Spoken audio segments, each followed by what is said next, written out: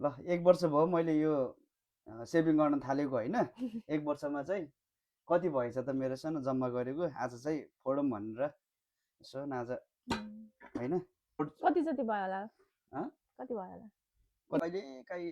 बिराएर हालिरहेको थिएँ ठ्याक्कै अब आज यो सिगाछु गोगाछु भने चाहिँ 1 वर्ष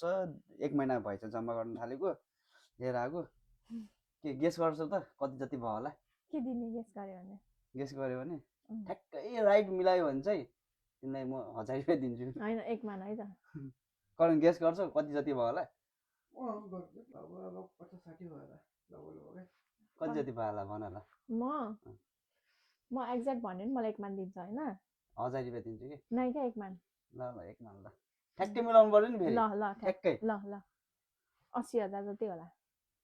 मैले तँले गेस गर्छिस् मैले चाहिँ ल 90 जति 90 1 लाख ल एकछिन म फुटाउने सामान लिएर आउँछु है त ल